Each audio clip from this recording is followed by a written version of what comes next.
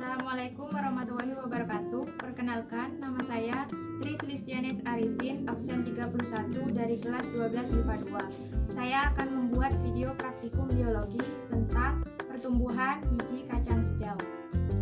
Alat dan bahan: 4 buah gelas aqua bekas, paku dan lilin untuk melubangi bagian bawah gelas aqua bekas, tanah, biji kacang hijau, air, dan kardus bekas. Langkah pertama, siapkan 4 buah gelas aqua bekas yang sudah diberi nomor dan sudah dilubangi bawahnya. Kemudian isi dengan tanah.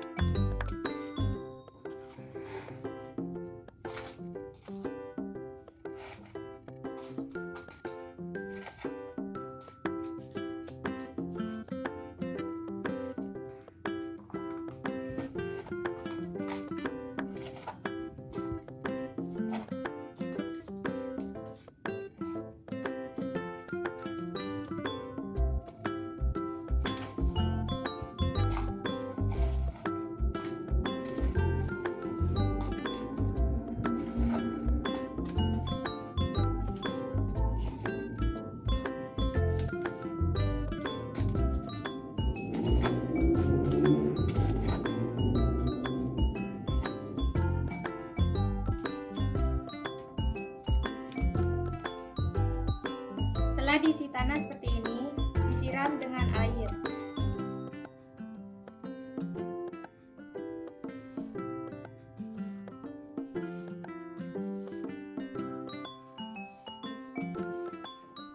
Ditunggu sampai airnya turun ke bawah dan sampai tanahnya sedikit kering. Setelah airnya turun ke bawah dan tanahnya sedikit kering, masukkan 10 biji kacang hijau di tiap-tiap potnya.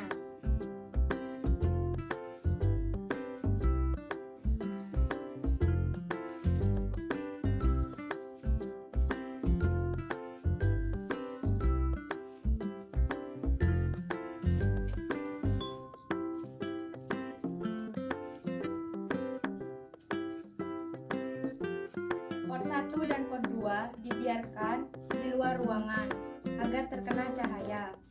Pot 3 dan pot 4 dimasukkan ke dalam kardus agar tidak terkena cahaya. Kemudian amati pertumbuhannya setiap 2 hari sekali sampai 6 hari agar kita tahu perbedaan pertumbuhan biji kacang hijau yang tidak terkena cahaya dan terkena cahaya. Pada hari kedua, pot 1 dan pot 2 yang terkena cahaya. Biji kacang hijau mulai membelah dan berkecambah, namun tidak ada daun. Tingginya sekitar 0,5 cm. Pot 3 dan pot 4 pada hari kedua. Biji kacang hijau mulai membelah dan berkecambah, tapi tidak muncul daun juga. Tingginya sekitar 0,8 cm. Pot 3 dan pot 4 tidak terkena cahaya.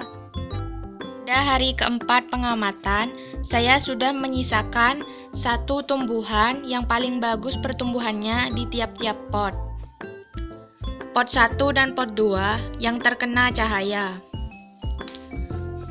Pot 1 tingginya 6 cm dan tumbuh 2 daun berwarna hijau muda. Pot 2 tingginya 6,5 cm dan tumbuh 2 daun juga. Pot 3 dan pot 4 tidak terkena cahaya. Pot 3 tingginya 10 cm. Tumbuh 2 daun berwarna kuning. Pot 4 tingginya juga 10 cm. dan tumbuh 2 daun berwarna kuning. Pada hari ke-6 pengamatan, tumbuhan sudah tumbuh dengan baik. Pot 1 dan pot 2 yang terkena cahaya. Pot 1 tingginya 10 cm. Tumbuh daun yang sudah mekar berwarna hijau tua.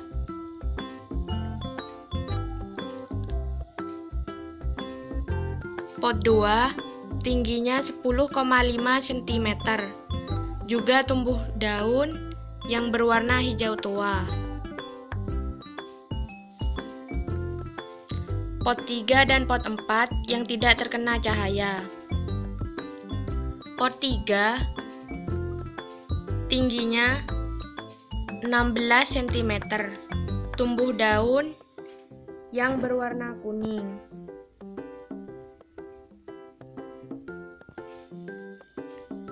Pot 4 tingginya 17 cm. Juga tumbuh daun yang berwarna kuning.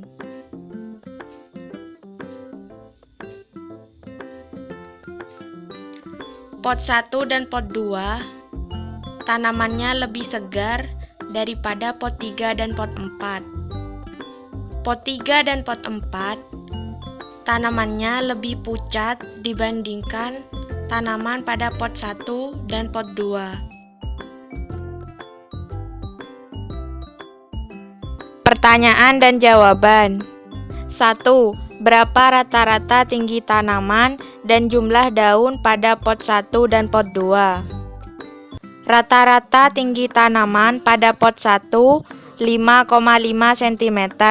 Rata-rata tinggi tanaman pada pot 2 5,8 cm. Jumlah daun pada pot 1 dan 2 2.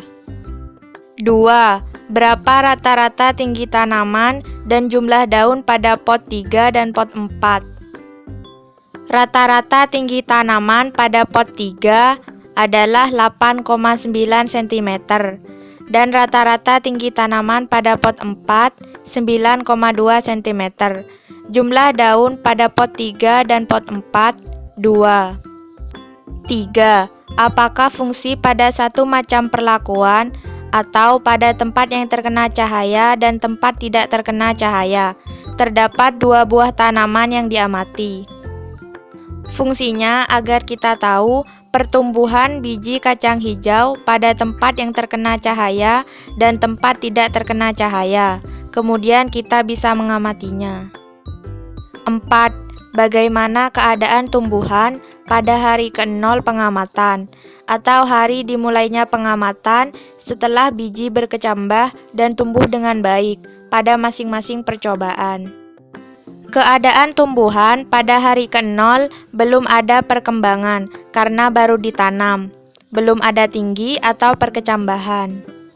5. Bagaimana keadaan tumbuhan pada hari ke-6 pengamatan pada masing-masing perlakuan? Keadaan tumbuhan pada hari ke-6, pot yang terkena cahaya tumbuh dengan baik, tetapi tidak terlalu tinggi batangnya, dan warna daunnya hijau tua. Pot yang tidak terkena cahaya tumbuh dengan baik juga, batangnya sangat tinggi dan daunnya kuning, tetapi warnanya pucat karena tidak terkena cahaya. 6. Simpulan apa yang dapat kamu ambil dari percobaan di atas?